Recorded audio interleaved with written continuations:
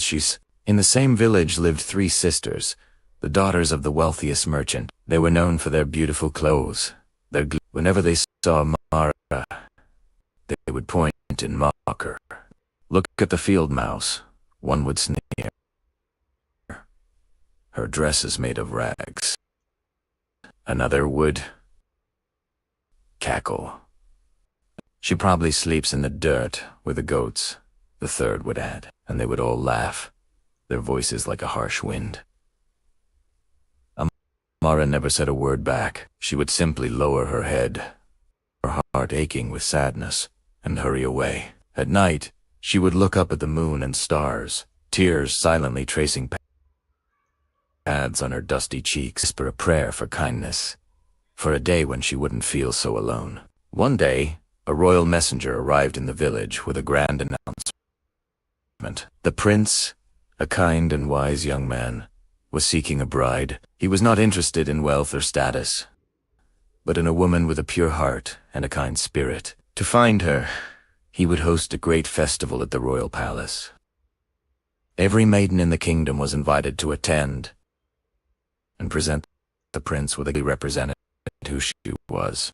The news sent a wave of excitement through the village. The 3 rich sisters were ecstatic. They spent a fortune on new silk dresses, gold jewelry, and rare perfumes. For their gifts, they commissioned the finest craftsmen.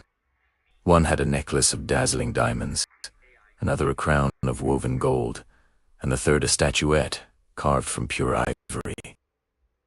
"The prince will surely choose one of us," they boasted to anyone who would listen. Amara heard the news while scrubbing the floors. Her heart fluttered with a tiny spark of hope. She too dreamed, but her hand quickly crushed that dream. "You go to the palace?" she scoffed.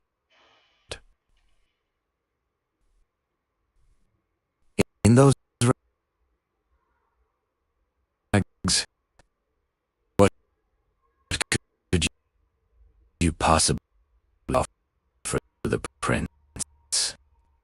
A handful of dirt. The 3 sisters overheard and burst into their usual cruel laughter. "Hearken." Amara ran to her favorite spot by the river. Is it raining A there? quiet place by an old I was checking. bob tree. She sat and cried, her tears mingling with the flowing water. As she wept, she noticed a tiny, injured bird at her feet. Its wing twisted at an odd angle, forgetting her own sorrow. Amara scooped up the little creature. She found a soft leaf to wrap its wing and fed it the wild berries she had saved. She sang a soft, soothing melody, the same one she sang to herself when she was sad.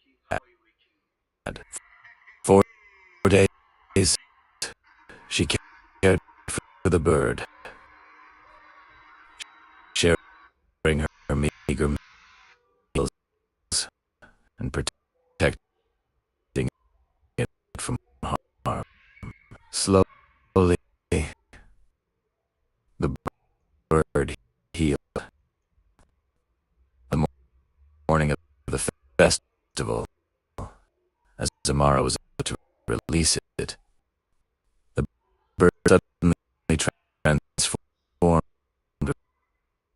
before her very eyes. A beautiful woman with a shimmering gown and a kind, radiant smile. I am a son of the forest, she said. I have seen your pure heart and your unending kindness, Mara.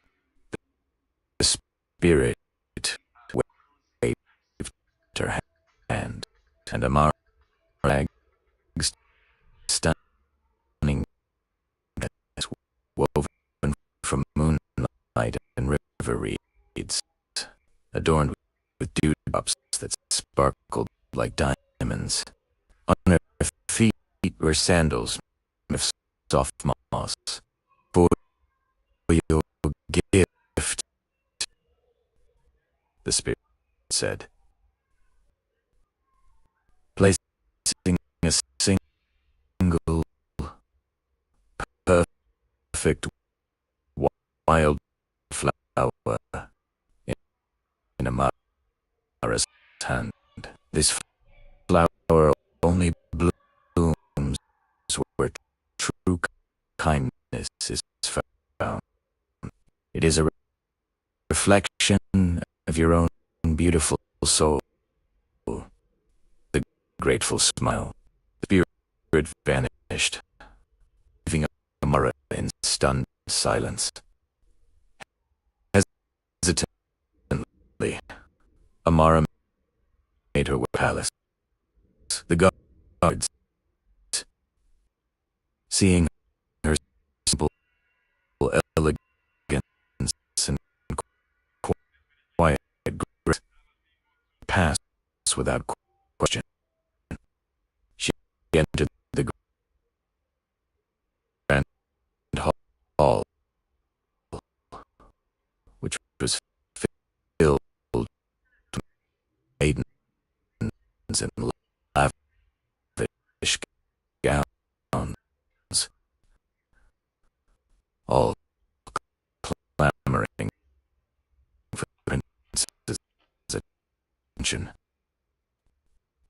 The richest sisters were there, preening and showing off their extravagant gifts.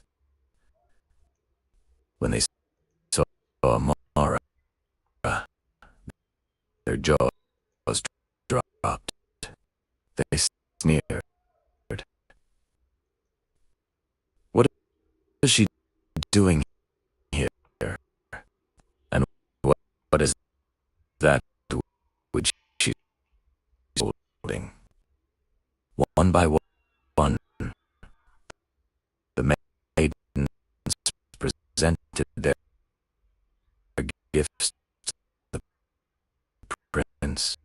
He accepted the diamonds, the gold, and the ivory with polite courtesy. But his eyes remained thoughtful, searching. Finally, it was Amara's turn. She walked forward, her heart pounding. The crowd whispered, laughing at her simple offering.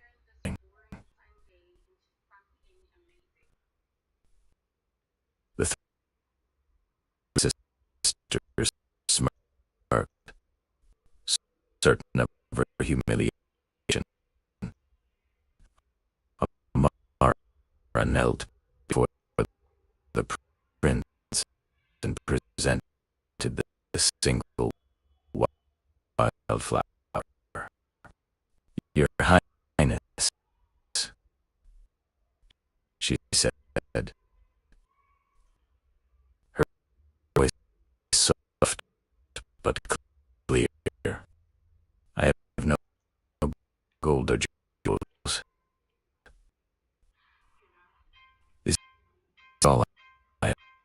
to offer is a simple flower. It grew from act of kindness. The prince took the flower as his fingers touched it. Blossom began to glow with a soft, warm light that filled the entire hall, silencing the crowd. A gentle,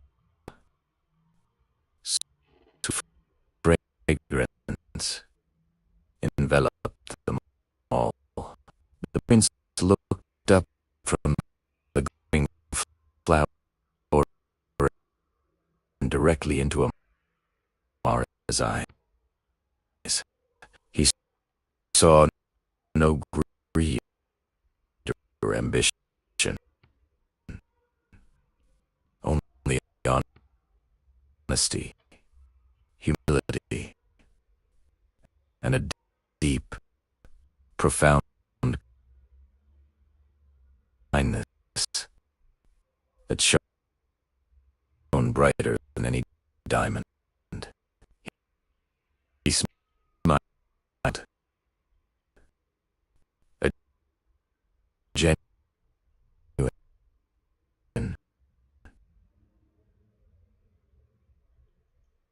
heartfelt smile.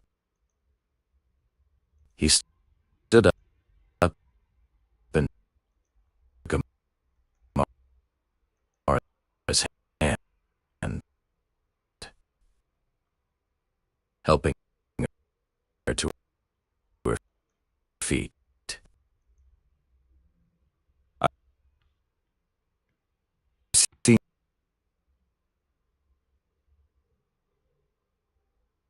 countless riches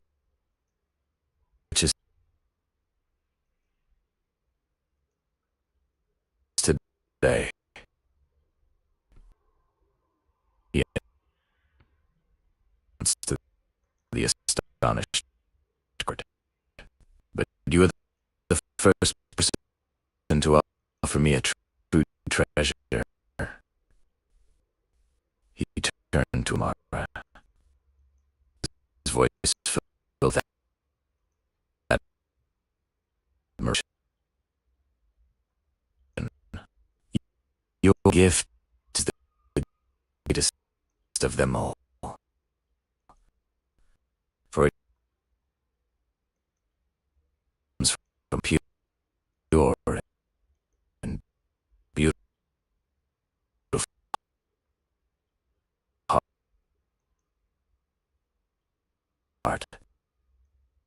Will you be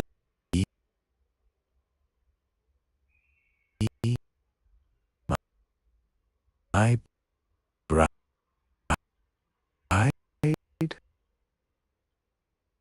Tears of joy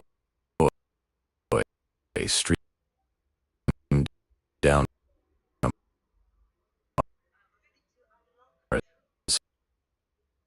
face as she nodded. The hall erupted in tears.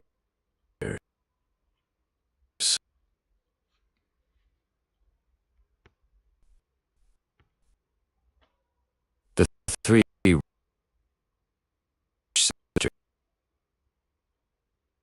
only stare in disbelief.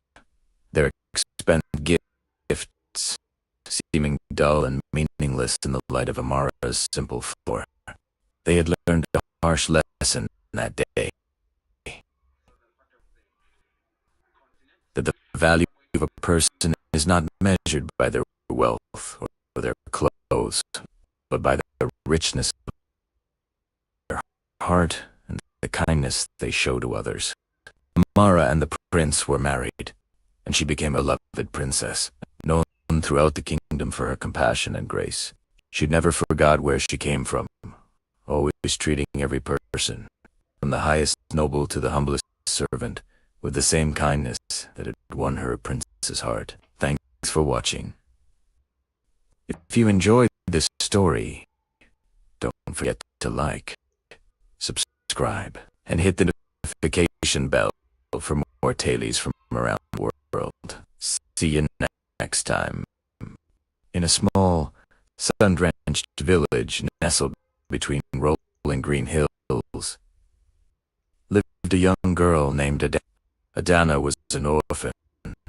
Her heart as kind as the morning sun, but her life was anything but bright. The other girls in the village, especially the daughters of the wealthy merchant, Chidama and Ebel, treated her with scorn.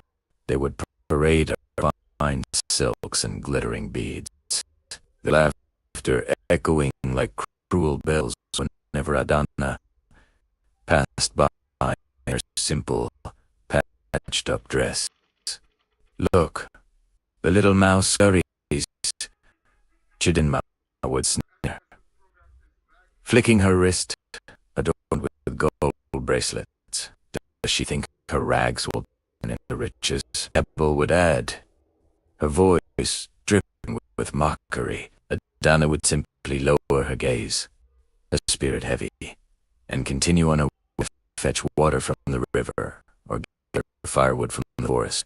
She never retorted, for her grandmother had taught her that kindness was a shield, an anger, a self-inflicted wound. Adana's only solace was the forest. The ancient trees felt like wise old friends, their leaves whispering secrets of resilience. The birds sang songs of hope, and the river flowed with a steady strength she wished she possessed. It was in this magical place that she felt seen, not for the poverty that clothed her, but for the gentle soul that she was. One day, news swept through the village like a harmattan wind. The handsome Prince Adebayo, son of the great king, was searching for a bride. He was not looking for wealth or status, the royal announcer declared, but for a heart of pure gold. He would be hosting a grand festival, and every maiden in the kingdom was invited to that represented her truest self. The village buzzed with excitement.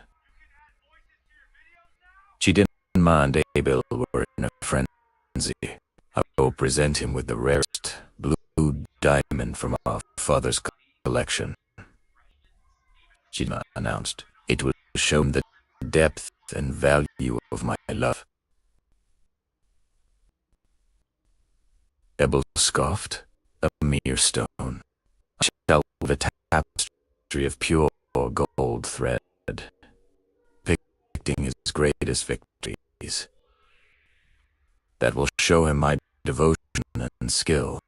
They spent weeks preparing, their house filled with the sounds of goldsmiths and weavers, their laughter even more arrogant than before.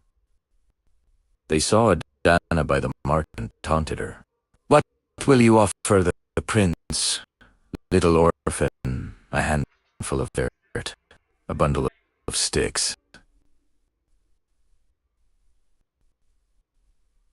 Adana's heart sank. What could she possibly offer a prince? She had no jewels, gold, no silks. She felt a familiar despair creep in. That evening, she fled to the forest, her tears watering the roots of a baobab tree. As she wept, she didn't notice a pair of bright, wise eyes watching her from the branches above. It was an old woman, her face a map of wrinkles, her smile gentle. "Dear sir, for watering seeds of hope, little one, not for drowning them," the old woman said, her voice like the rustling of leaves. Adana, startled, looked up. The old woman climbed down with surprising agility. I have heard your silent prayers, Adana. You have a gift far greater than any jewel or tapestry. I have nothing, Adana whispered, her voice hoarse. You have kindness, the old woman replied, and you have the magic of this forest in your heart.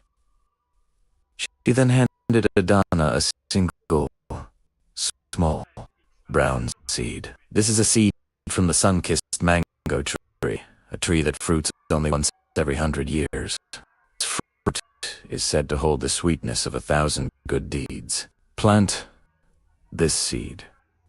Nurture it with the water of your kindness and the warmth of your spirit. What it becomes will be your gift. Adana was skeptical, but the old woman's eyes held a deep, ancient wisdom she couldn't ignore.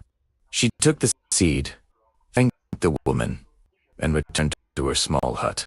She planted the seed in a clay pot, watered it, and sang to it the lullabies her grandmother used to sing. She spoke to it, telling it stories of the forest of our dreams and her hopes, while Chidinma and Iba were busy with their lavish gifts. Adana was pouring her soul into this tiny seed. To her astonishment, the seed sprouted overnight. A small, vibrant green shoot pushed its way through the soil. Each day, it grew at an impossible. The leaves were the color of emeralds, and soon a single, beautiful flower bloomed its petals, shimmering with all the colors of the dawn. The entire village watched in awe as this magical plant grew on her windowsill. Chima and Ebel dismissed it as strange witchcraft, too consumed by their own preparations to truly understand. The day of the festival arrived. The palace grounds were a kaleidoscope of color and sound. Maidens from all corners of the kingdom lined up, each holding a magnificent gift. Chidinma presented her flawless blue diamond, which glittered under the sun. The prince nodded politely. Ebel unveiled her stunning golden tapestry, a masterpiece of craftsmanship. The prince offered a gracious smile. One by one, the maidens presented their treasures, but a shadow of disappointment lingered in the prince's eyes.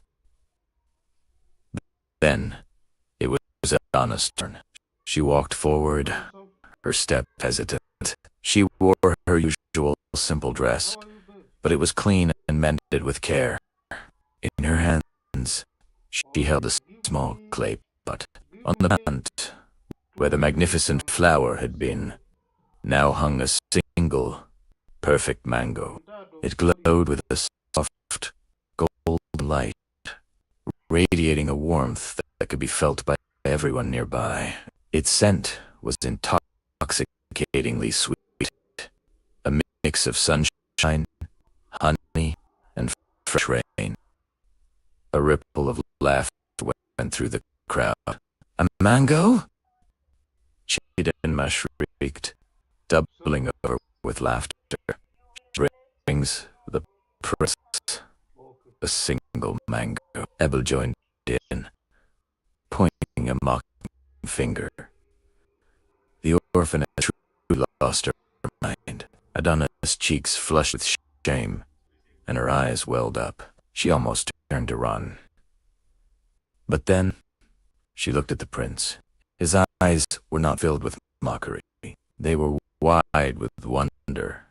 He stood up from the throne and walked down the steps towards her, ignoring the gasps from the crowd. "Silence!"